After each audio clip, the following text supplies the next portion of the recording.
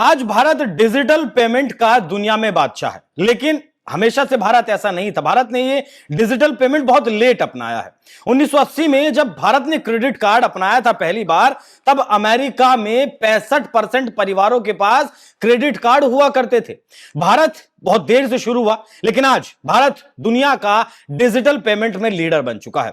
यह कहानी है सपनों की, मेहनत की और एक ऐसे भारत की जो दिखाता है कि हां, वो भारत असंभव को संभव कर सकता है और उसने करके दिखाया है। आज बात करेंगे यूपीआई की, जिसे यूनिफाइड पेमेंट इंटरफेस कहा जाता है। दुनिया का सबसे बड़ा रियल टाइम पेमेंट सिस्टम आज भारत में मौजूद है। 2025-26 में यूपीआई की मंथली ट्रांजैक्शन अगर आप सुनेंगे तो आपके होश उड़ जाएंगे।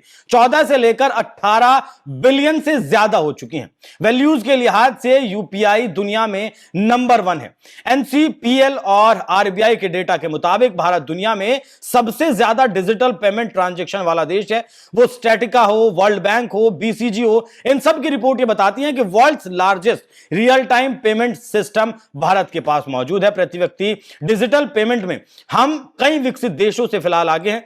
फिलहाल UPI Singapore, UAE, France, Bhutan जैसे देशों में भी क्रॉस बॉर्डर पेमेंट्स में इस्तेमाल किया जा रहा है, लेकिन इसमें बहुत सारी चुनौतियां भी सामने आई। याद करिए चिदंबरम साहब का वो बयान, जिसमें उन्होंने कहा था कि 7.5 रुपए जब आप किसी सब्जी वाले के पास लेकर जाएंगे कि क्या उसके पास मशीन होगी, क्या वो डिजिटल पेमेंट कर पाएगा। लेकिन आज देखिए, वो पानी पूरी वाला हो, सब्जी वाला हो, कोई भी हो, सब कैश नहीं मांगते, बोलते हैं कि सर यूपीआई कर दीजिए, कैश नहीं है। तो इसी विषय पर आज चर्चा करेंगे कि भारत आज यहां कैसे पहुंचा और क्या भारत की बराबरी कोई और देश, हमने तो अमेरिका की बराबरी कर ली, हम तो अमेरिका से आगे निकल गए, लेकिन क्या अमेरिका जैसे देश भारत की बराबरी इस मामले में कर पाएंगे। नमस्कार, मैं हूं आपके साथ अभिषेक पुंडीर और मेरे साथ मौजूद है वरिष्ठ सहयोगी पंकज प्रसून। सर, बहुत स्वागत आपका।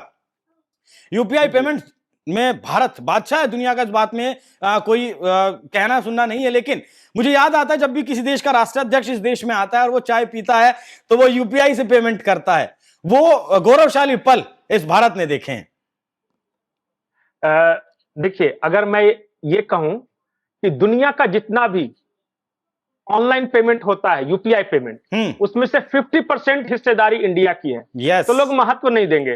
बोले कि भारत ऐसा थोड़ी कर सकता है, लेकिन चूंकि हम मानसिक गुलाम हैं तो अंग्रेजों के कहे बात पे ज्यादा विश्वास करते हैं। मैं अंग्रेजों की बात करूंगा कि वो इंडिया में क्या कहते हैं इंडिया के बारे में।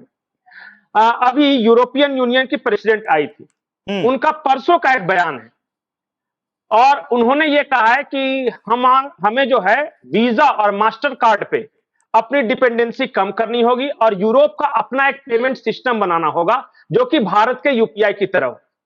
ये यूरोपियन यूनियन की प्रेसिडेंट बोल रही है परसों।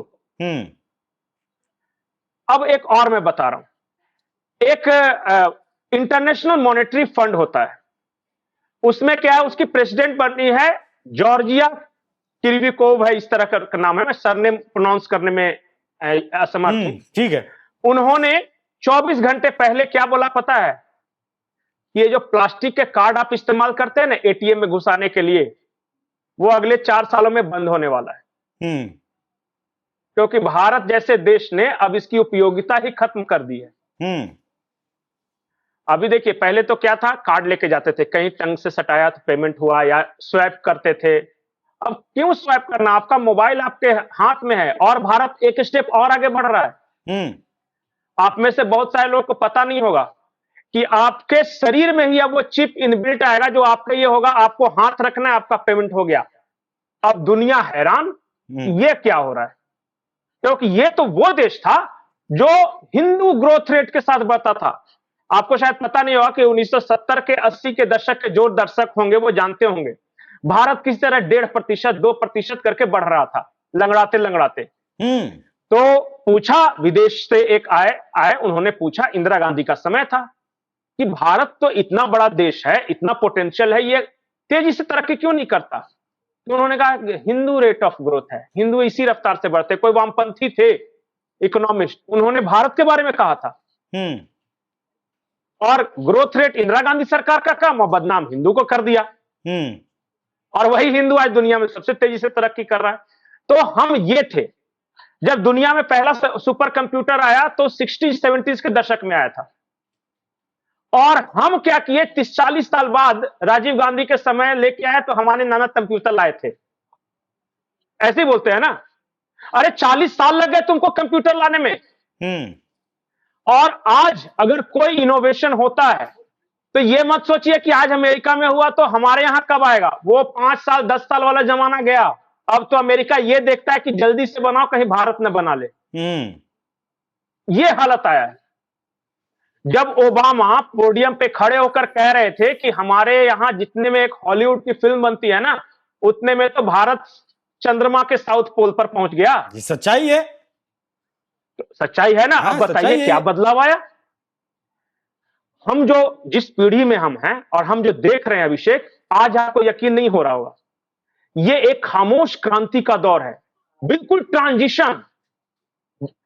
मैं बार बार एक शब्द कहता हूं, बहुत सारे लोग इसका मजाक उड़ाते हैं और अंधभक्त वगैरह बोलते हैं। जब इतिहास लिखा जाएगा भारत का, तो before Modi and after Modi ये लिखा जाएगा। याद रखिएगा इस बात को। आज से 50 साल 100 साल के बाद लिखा जाएगा, क्योंकि अचीवमेंट ही ऐसी होगी। और इंफ्रास्ट्रक्चर वगैरह तो छोड़ दिए, चूंकि नहीं बना हुआ था तो उसको एक बार दुरुस्त करना था, वो सब तो किया ही। टूरिज्म में जो हुआ वो सब किया। अब जो टेक्नोलॉजी में जो एडवांसमेंट हो रहा है, एआई का दुनिया नाम सुन रहा है और सब कह रहे कि एआई करेंगे। अब पता चलेगा कि दुनिया का सबसे बड़ा एआई समिट हमने करा दिया। जितने फिनटेक कंपनियां, फाइनेंशियल टेक्नोलॉजी से जुड़ी कंपनियां जो बैंकिंग वगैरह में कहती है, सब आके भारत में करी कि अपना अपना हेडक्वार्टर बैठा हो यहां पे। आ गया समय इंडिया का। व्हाइट हाउस की तरफ से बयान आया सर एआई समिट में। उनके जो है ट्रंप के कोई वो थे, वो आए हुए थे, उन्होंने बोला है व्हाइट हाउस में जाकर कि दुनिया में सबसे ज्यादा इंजीनियर भारत पैदा कर रहा है और टेक्नोलॉजी की महाशक्ति है भारत।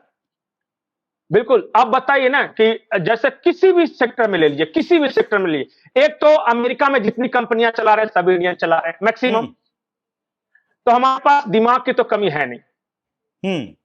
हम दुनिया में सबसे ज्यादा इंजीनियर बनाते हैं, दुनिया में सबसे ज्यादा डॉक्टर बनाते हैं, हम दुनिया में सबसे ज्यादा रिसर्च साइंटिस्ट प्रोड्यूस करते हैं। हमसे ज्यादा रिसर्च साइंटिस्ट भी कोई नहीं बनाता। यह है इंडिया। और यूपीआई वाले पे मैं वापस आता हूं क्योंकि बड़ा इंटरेस्टिंग है ये। दुनिया सबसे पहले कैश पे चलती थी। रुपया जो हम ये कहते थे ना, वो पुराना हो गया, वो दूसरे विश्व युद्ध के समय का है। अमेरिका एक नया चीज लेके आया कि आपको कैश रखने की जरूरत ही नहीं है जी, हम बहुत एडवांस है, हम प्लास्टिक कार्ड लाएंगे, वो आपकी आइडेंटिफिकेशन होगी। उसमें क्रेडिट कार्ड हो गया, डेबिट कार्ड हो गया, हम एक पर्स में एक बंडल कार्ड लेके घूमते थे। फिर आया नया जमाना इंडिया का। इंडिया ने कहा कि फेंको ये सब कार्ड तार्ड पर्स फर्स, कुछ की जरूरत नहीं है, मोबाइल रख लो और सारा कुछ तुम्हारा मोबाइल में हो जाएगा। तो मोबाइल में समय देखोगे, मोबाइल में गेम्स खेलोगे, मोबाइल में पढ़ाई करोगे, मोबाइल से पैसे ट्रांजैक्शन करोगे। Mobile is everything. अब मोबाइल वाला भी पुराना हो गया, ये भी 10 साल पहले की बात है जब हमारे देश में स्मार्टफोन वगैरह आया था।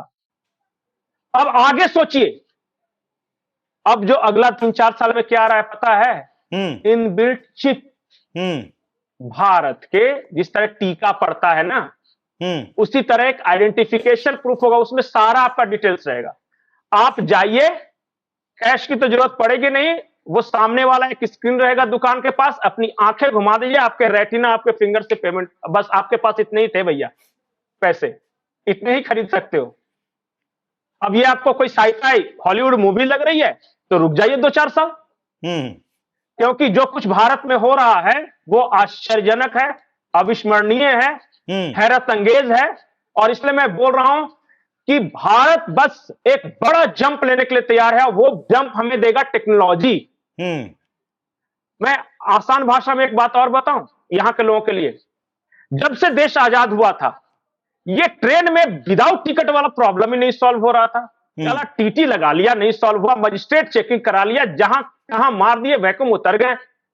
भाई लोग आए, वो जमाना बदला, कहा कि अच्छा विदाउट टिकट रोकना है। उन्होंने दिल्ली मेट्रो में एक एक्सपेरिमेंट किया कि बिना सटाए हुए गेट ही नहीं खुलेगा। आप बताइए दिल्ली मेट्रो में कौन डब्ल्यूटी चलता है? जितना खर्चा टीटी रखने का, जितना खर्चा मजिस्ट्रेट रखने का, सिपाही रखने का, उससे कम खर्चे में सिर्फ एक द्वार बना दिया कि बिना कार्ड दिखाए। ये टेक्नोलॉजी की खूबी है, कम पैसे में बेहतरीन परफॉर्मेंस। बिल्कुल, और वो भारत करके दिखा रहा है। अच्छा, मेरा आखिरी सवाल जो मैंने आखिर में बोला था, क्या अमेरिका जैसे जो आज सुपर पावर है, महाशक्ति हैं, वो भारत के इस इनोवेशन की, इस यूपीआई की कोई कार्ड ढूंढ पाएंगे क्या? इससे आगे जा पाएंगे या इसके बराबर भी खड़े हो सकते हैं अमेरिका अगर? नहीं नहीं, अमेरिका यूरोप के साथ एक प्रॉब्लम है और इनहेरिटेड प्रॉब्लम। उन लोगों को क्या हुआ था कि 90s में और मतलब 19वीं शताब्दी में वो बहुत हमसे आगे चले गए थे। तो वो एक मतलब क्या बोले, यूफोरिया में जीते हैं कि हम तो श्रेष्ठ हैं, सर्वश्रेष्ठ हैं, हमने दुनिया पे राज किया है, हम ही सुपर पावर है, हम ही ये एक तरह से बढ़िया है। उनके ईगो को पैम्पर करते रहना चाहिए। जब ट्रंप मिले ना तो बोलना चाहिए आप तो महापुरुष हैं यार, कहां हम सब छोटे मोटे लोगों के चक्कर। वो बहुत खुश होते हैं इस बात को लेकर और उसके बीच चुपके से अपना काम करते रहना है। उनकी जिस दिन नींद खुलेगी, आज यूरोप पता है 2-3% की रफ्तार से बढ़ रहा है। अमेरिका के बारे में परसों रिपोर्ट आई, रॉयटर्स की रिपोर्ट आई, जिसमें 3.96% की रफ्तार से बढ़ रहा है। और फिर भी वो खुश है कि बस हम ही हम हैं और हमेशा हम रहेंगे और बस हम बरमासमी, और जब तक धरती रहेगी हम ही सुपर पावर रहेंगे। हम ही मन मन सोच रहे हैं कि ठीक है तू ऐसे ही रह, हम अपना काम करते हैं। ठीक है। और हम 7% की रफ्तार से बढ़ रहे हैं, फिर भी हमारे यहां दुखी है कि 7 क्यों है, 8 क्यों नहीं है। मोदी जी इस्तीफा दो। हमको ये है कि डबल डिजिट ग्रोथ कब अचीव करेंगे, तो कहां उनका 3% और कहां 10%। 140 करोड़ लोग 8% की रफ्तार से बढ़ रहे हैं, तो वो समझिए इंटेंसिटी। और 1 से 1.5 करोड़ वाले, 30 लाख 40 लाख वाले देश 1-2% रफ्तार में तो कहां रहेंगे आज से 8-10 साल बाद? सोचिए। बिल्कुल। अब यूरोप और अमेरिकन और रशिया ये कह रहे हैं कि अब बच्चे पैदा करो, नहीं तो भारत हमसे बहुत आगे निकल जाएगा। अब क्या करें, मजबूरी है बेचारे की। ऐसे बहुत सारे देश हैं जो कह रहे हैं कि बच्चे पैदा करो क्योंकि जनसंख्या की कमी हो रही है और देश लगातार बूढ़े हो रहे हैं।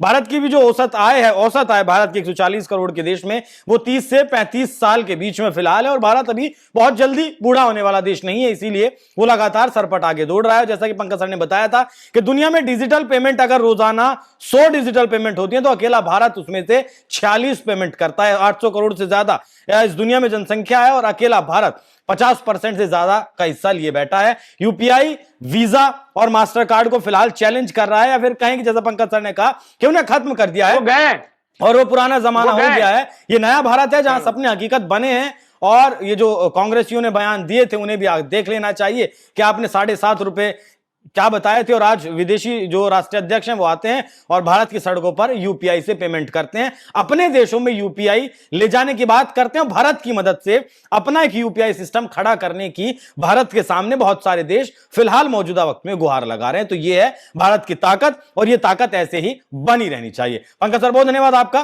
बाकी दर्शकों, आप इस विषय पर क्या सोचते हैं कमेंट बॉक्स में जरूर बताइएगा। नमस्कार।